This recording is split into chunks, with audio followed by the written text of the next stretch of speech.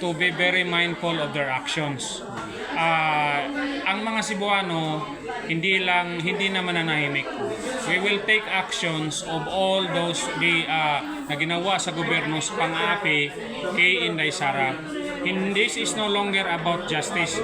This is about persecuting the Dutertes, particularly Inday Sara, na kahit walang new evidence, pinipilit i-impeach.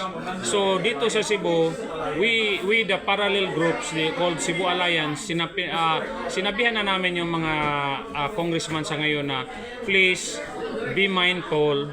We will act on whatever you do sa impeachment ni Inday Sara. If you continue persecuting Inday Sara through bogus impeachment na reasoning, we will not take it sitting down.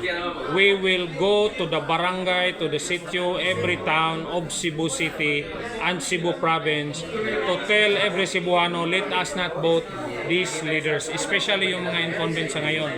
Kasi ang ginawa nila, puro excuse na lang, inipit kami. Pero sa totoo, we do not believe na hindi sila kasali sa korupsyon.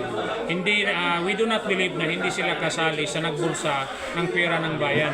Complicit ang mga congressman na mga merong allocations pero walang nakitang project. So sa darating na 2028 election, they want to put down Inday Sara for good para ma-impeach at hindi na makatakbo. So ang mga Cebuano issued a final warning na Mr. Congressman, Miss Congressman, Mrs. or Miss Women, Sir, Madam, do not play with politics, do not play with impeachment just to persecute Inday Sara, because the Cebuanos will do everything to protect Inday Sara.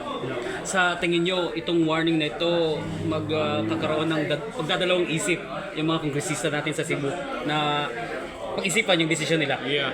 Not necessarily because nag-issue kami ng warning, but because they know how strong ang support ni Inday Sara. Tayo sa Cebu Alliance for Duterte, we are merely echoing ano yung sentiment ng mga tao.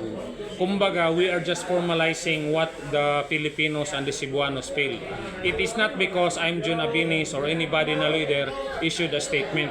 We are reflecting, we are echoing the sentiment of the Filipino people. Pagod na po kami sa katitingin ng mga congressman na walang ginawa para protektahan ang katotohanan. We believe Sara Duterte is innocent and we believe she is the best presidentiable in 2028, and our congressman should not meddle with her fate na para hindi lang siya makatakbo. Kung sino yung pipirma for impeachment for Inday Sara, we will retaliate in a lawful, non-violent way. But make no mistake, we will do our best na hindi na sila mananalo come 2028. Last question, mensahe nyo sa mga Cebuano natin at syempre sa mga kababayan natin sa Pilipinas? Tayong mga Pilipino, hindi na tayo mananahimik.